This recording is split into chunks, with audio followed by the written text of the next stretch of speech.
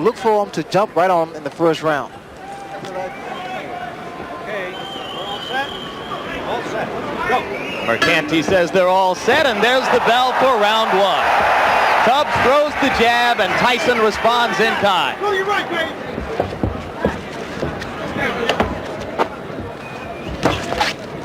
A lot of fighters find it difficult to set Mike Tyson up because Mike now gives a lot of head movement. All right, break. Nice, break, stop, break. One of the big questions has been whether Tubbs would clinch and grab and simply try to survive with Tyson, as did Bone Crusher Smith and Mitch Green. For now, it does not look that way. 6-4. Well, Tubbs stated that he would exchange punches with Tyson because the best way he felt to beat him was to be inside, throw short punches, combinations. And here he selected to do that. I don't necessarily agree with that, Jim, because what happens, Tyson, with his shorter arms and upper body strength, is able to do a great deal of damage to the midsection of his opponent. Watch for the left hook by Mike Tyson.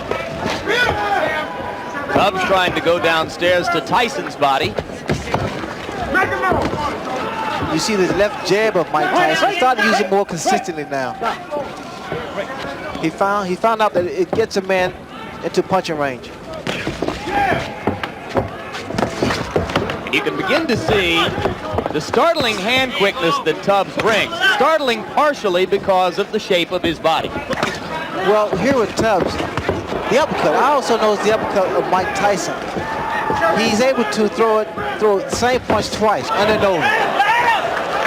Tyson missed with the left hook. Earlier, he had landed a wicked right to the kidney. Look for a looping right hand by Mike Tyson because that's the punch I see that Tubbs is vulnerable to. He keeps dropping that left hand. 1 minute to go in round one. Tubbs landed a left and ducked away effectively. You know what to do, Sam. There you go. There you go. There you go. You know what to do, Sam. Speed, baby, speed. Come on, sweet. Sweet. Oh, right there.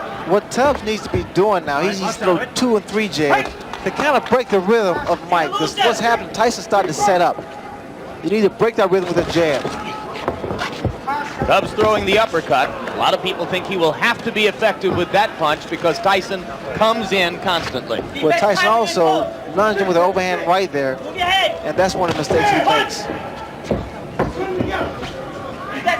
10 seconds to go in round one.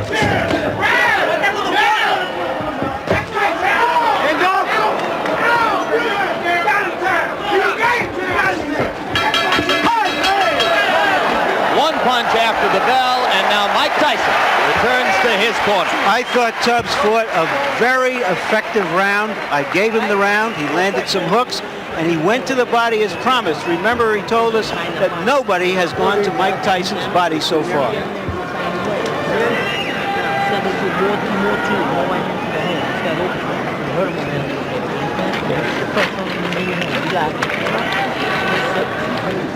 The voice is that of trainer Kevin Rooney. Oh, you got it? 6 and 1 after the other.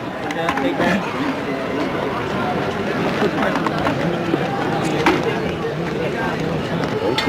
If I make a move forward, move to the right.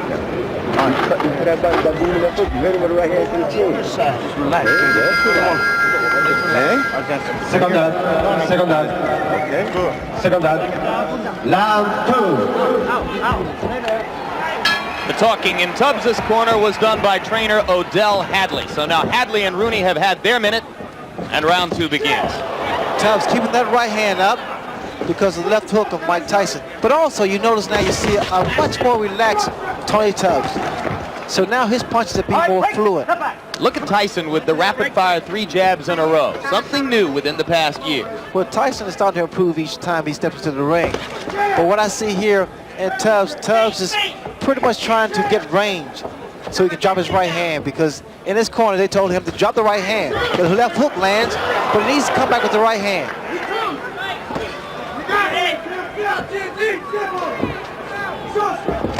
You got it.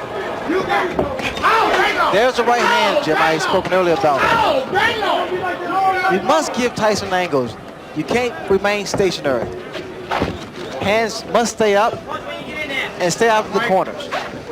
But indeed, Tony acknowledged in talking with us, Ray, that you couldn't finesse Tyson completely. You have to be willing, as he said, to fight him. Well, you saw that double punch with one hand, sort of a bolo type punch. And those are the type of punches do a great deal of damage because the body shot, then the uppercut.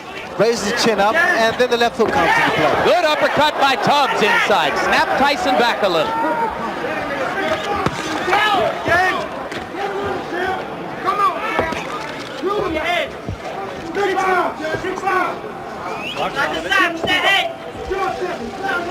Tubbs has to be very careful. You notice he put both feet together, and it's easy to be knocked down or knocked off balance.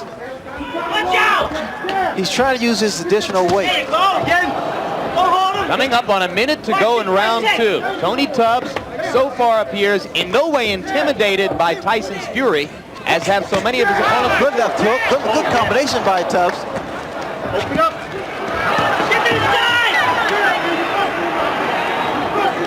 You know, Tubbs just trying to gain respect, and I think he's done that.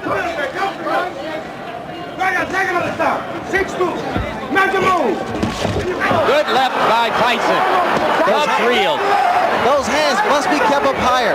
And again, like I stated earlier, Jim, I don't think it's a good idea to exchange punches with Tyson. Good body shot, but you need combinations now. 30 seconds left in the round. Both fighters have had their say here. I couldn't tell whether or not the punch hurt. Tubbs is hurt. Tubbs is hurt badly. It was a left hook. And it's over. Odell Hadley has jumped in the ring. The fight is over. With stunning swiftness.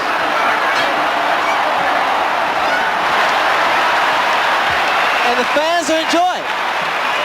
They're showing their appreciation here.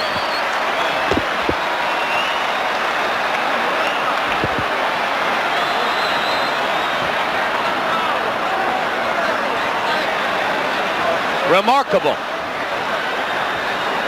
The tide of this fight changed within 15 or 20 seconds. Well, that's what a great puncher can do. The boxer is thinking all the time, and the puncher is punching all the time. The only thing I can say now is that if you thought that whale hunting was outlawed in Japan, we just saw that Mike Tyson hadn't heard about it.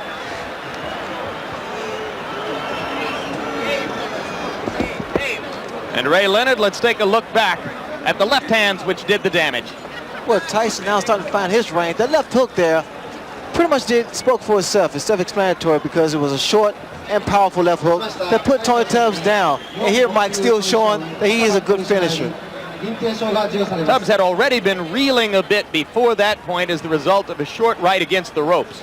What was happening actually was that Tyson was wearing down Tubbs because Tubbs tried to stay inside and fight Mike Tyson's fight, which I thought was a mistake.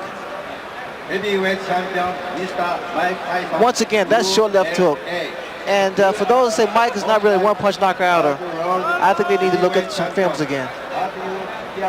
Mike has enormous strength and great upper body power.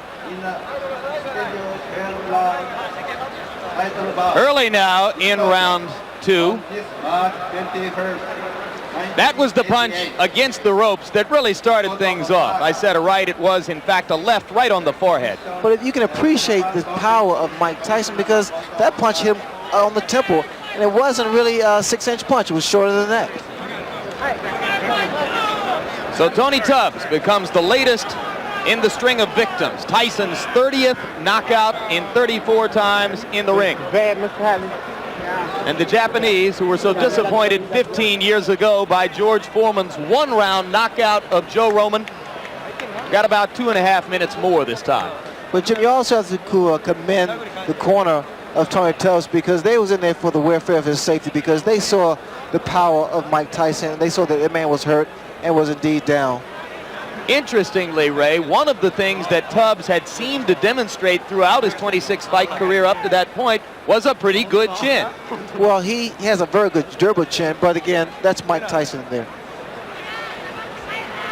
And right now, let's go up to ring announcer Michael Buffer for the official statistics on this one. Ladies and gentlemen, here's the official time. 2 minutes, 54 seconds of the second round. The winner by knockout victory. Now 34 consecutive victories. Still the undefeated, undisputed heavyweight champion of the world, Iron